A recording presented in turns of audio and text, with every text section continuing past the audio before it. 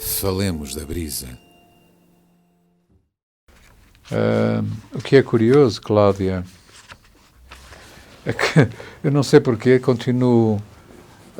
Voltaste a trazer a tua antologia? Voltei a trazer a antologia. Tu já a trouxeste uma dezena de vezes para os programas, mas acho ótimo, que ela Mas tem olha, poetas maravilhosos. sabes uma coisa? Eu tenho utilizado esta antologia, talvez da página 200 para a frente.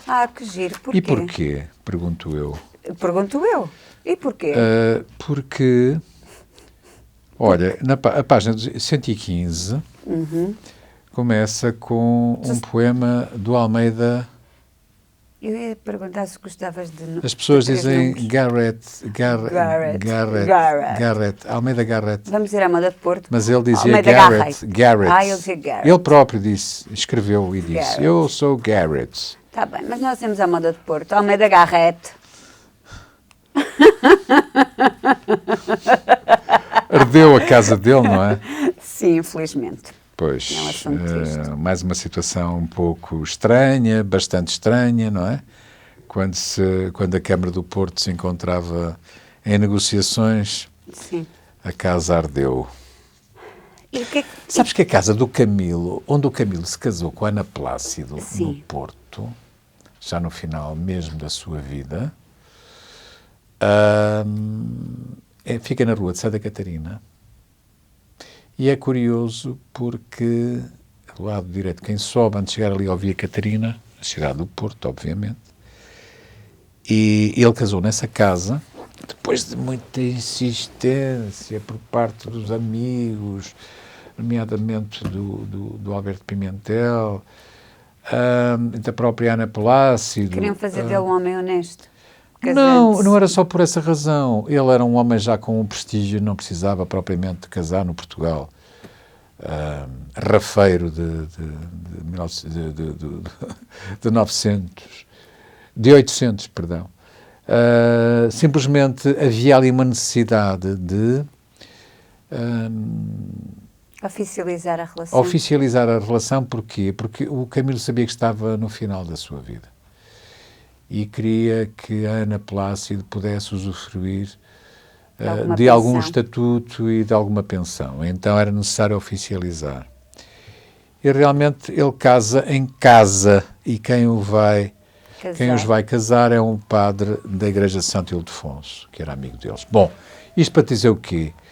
Há uns anos, há escassos anos, passando em Santa Catarina, verifiquei pelo número que era aquela casa onde o Camilo se havia refugiado com a Ana Plácido por inúmeras vezes. E é uma perfumaria no resto do chão.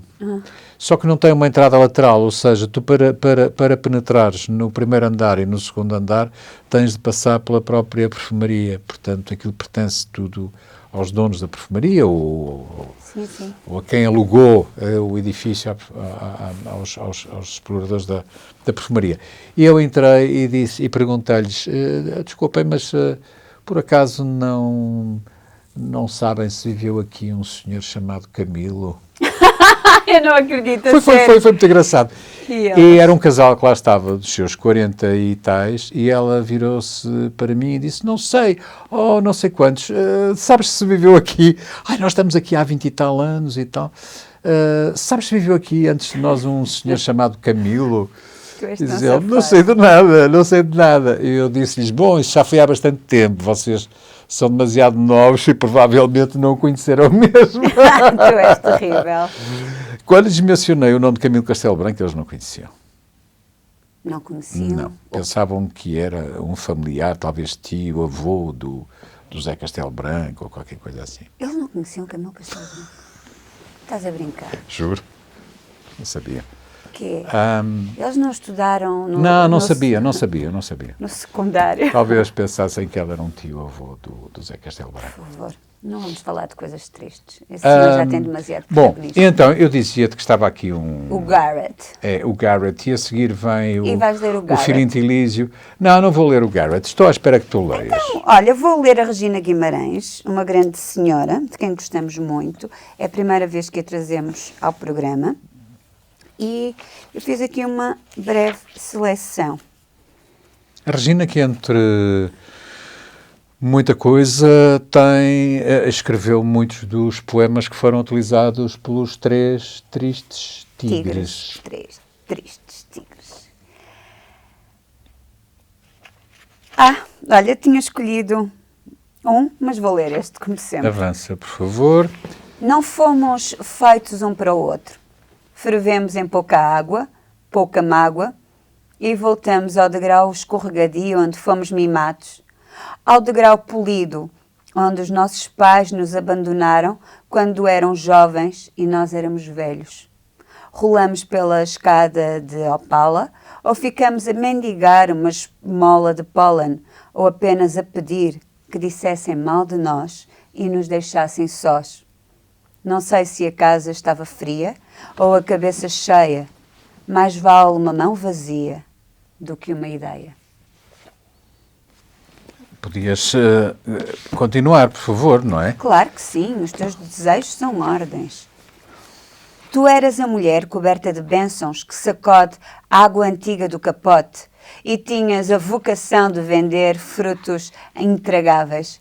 Quando em sonhos te revia e te oferecia ramos de ultravioletas, ramos de infravermelhos, acordava com um travo de amargura na boca e a impressão de segurar o que de ti resta na mão. Este poema fez-me lembrar, meu pai tinha muito hábito de, aos sábados, ir ao Bom Sucesso e comprava raminhos de violetas para mim ou para a minha irmã. E então, agora, de repente, ramos de outras violetas senti por instantes o cheirinho daquelas as violetas. As violetas autênticas ou aquelas que foram adulteradas e que se transformaram numas flores muito abonecadas, demasiado abonecadas. Violetas autênticas, com cheiros. Bem. Aquelas violetas da década de 80. Do século XIX. Do século XX. Perdão. Eu também não sou assim tão antiga, José Carlos Tinoco. Eu sei que as plásticas fazem milagres. Há uma coisa que eu gostaria, para não ficares mal impressionada. Nunca. Eu não trouxe o violino, mas trouxe o violoncelo. E trouxeste um gato. Trouxeste um gato contigo. Trouxe um gato. O violoncelo é aquele instrumento de cordas magnífico que consegue, no seu registro mais agudo, ir buscar notas ao violino, roubar algumas notas ao violino, da escala do violino, e nas notas e nos sons mais graves, mais cavos, consegue buscar algumas sonoridades das mais agudas do contrabaixo. E então é assim. Lembras-te de um poema que eu trouxe que está inserido na Clepsidra, do Camilo Peçanha, que é um hino aos violinos, é uma coisa lindíssima. Então o Vasco Gato, e trata-se do Vasco Gato que eu trouxe hoje nesta edição, saudosíssima da Quasi, é uma sonata. O violoncelo encosta a cabeça ao teu ombro e é um lamento ainda vegetal que lhe sai do sangue quando o arco rasga o ar, o silêncio, a mão. Fechas e abres os olhos. Há gente a escutar. As paredes curvam-se e estalam. Tudo é frágil. E a partitura é sempre um pouco além do olhar. Os dedos levitam sua dureza sobre as cordas. Estremeces amarrada à vertigem da tua própria queda. Nisto se ergue a música. Também tu não possuis trastos. Tateias interiormente em busca das notas particulares e do movimento inspirado. Há uma demorada e subtil alquimia nesta sala. E o violoncelo é o imóvel instrumento da tua trágica, suave aparição. Não tenho aqui nenhum violoncelo, não sei tocar violoncelo, portanto... Podes ler outro poema do gato? Posso. Posso. Vou ler este raio-x. desde... lembrei-me, a propósito do raio-x, esta questão agora, o mundo está louco realmente, não é?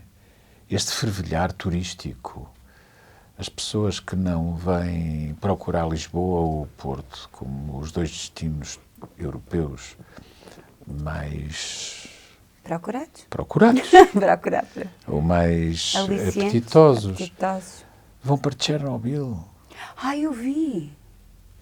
Eu até proponho outra coisa. E depois à saída tem que passar por uma máquina para ver se foram contaminados. Mas eu proponho outra coisa. Repara, em vez de ir a Chernobyl, vêm ao Porto ou vão a Lisboa, que são dois dos destinos europeus mais buscados, passam aqui um bom tempo e ficar-lhes muito mais barato, porque se me contactarem por e-mail, eu posso perfeitamente marcar 12 sessões, 12 raios-x. Repara, elas regressam aos seus países de origem com 12 raios-x. Pode ser um à cabeça, um ao tórax, outro ao ombro esquerdo, ao ombro direito. Fazes isso nas Levam as radiações todas que poderiam levar se fossem até Chernobyl e passam uma temporada no Porto. Muito bem pensado. E se tens um bom nicho de negócio por aí? Mas vamos a tentar... Pague 10 raios-x e leve 12. Vamos a tentar aqui no raio-x do Vasco Gato. Desde o centro frio, a imagem pura, uma bandeira de chamas lançada ao vento, e os pulmões são grandes, secretas caixas, onde ressoa o gelo quebrado da solidão. Inspirar, expirar. O corpo é esse circuito de intimidade e morte, crescendo na medida do que perde, inventando-se continuamente. Depois há um ombro que se destaca. Isso já não diz respeito ao único corpo, porque ninguém está só na revelação de si. Esse ombro que se oferece ao testemunho pede a sua existência como coisa prodigiosa à fascinação alheia. Assim, um corpo e outro corpo constroem medidas planetárias, abraçam-se nas mínimas distâncias possíveis, sobrepõem-se, excluem, sucumbem, apelam ao que não há. E nisto vibra a pura imagem. As chamas atiradas ao vento ardem em mão inocente, porque a mão que escreve é a mão que toca, é a mão que afasta, o concentrado poder das mãos, por onde o corpo parte à descoberta de um território para a nudez. Gostei muito. Olha, vou para outro registro. Eu ia para um, mas agora, olha. Olha quem eu trouxe. O mais charmoso dos poetas. Não conheço. Eu chamava-lhe Davidzinho.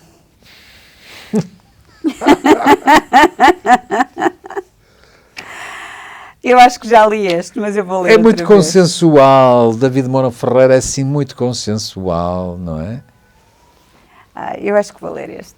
Não queria... Outra vez. Não queria frisson, não queria... Queria. Pode criar.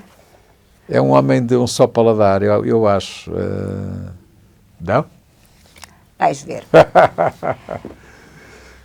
Adormeci em Roma e despertam-me em Cuba. Houve no meio disto a bomba em Hiroshima. Tudo está afinal gravado nesta ruga que tu ontem à tarde ainda não te descobriras. Aprendo agora a ler a história no meu rosto. Descubro num sinal a queda de Paris. E há também um jornal na pele da tua coxa. Já não é o desejo o melhor alibi. Eu gosto tanto. Pronto.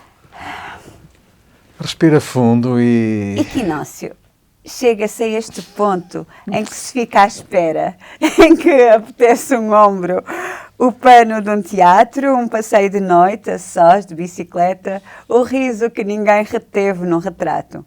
Folheia-se num bar o horário da morte, encomenda-se um gin, enquanto ela não chega. Loucura foi não ter incendiado o bosque, já não sei em que mês se deu aquela cena. Chega-se a este ponto, arrepiar caminho, soletrar no passado a imagem do futuro, abrir uma janela, acender o cachimbo para deixar no mundo uma herança de fumo. Rola mais um trovão, chega-se a este ponto em que apetece um ombro e nos pedem um sabre, em que a rota do sol é a roda do sono. chega-se a este ponto em que a gente não sabe. Ai, eu gosto Ai, eu gosto tanto do meu Davidzinho. Cláudia, a sério? A sério, eu adoro! Ainda por cima foste tu que me deste este livro. Olha, mas eu gosto mais. Fui eu mesmo. Goste? Oh. Olha que tenho aqui, olha que tenho aqui. Pois está bem, eu acredito. Olha, eu escrevi. Eu Oferta acredito. do Tinoco. Eu acredito. Julho de 2018. Se tu dizes, vai eu fazer acredito. um ano! Vai fazer um ano! É fantástico! Oh, Cláudia, isto é... Não. Não para ler este segundo, mas não, mas eu só me apercebi quando começaste a rir. Mas não tem mal. Qual é o problema de ter 15 ou 22 minutos? Não tem problema nenhum. Mas não. É agora a parte Está interessante. Pronto. Diz lá, Joaquim Almeida, se não vou...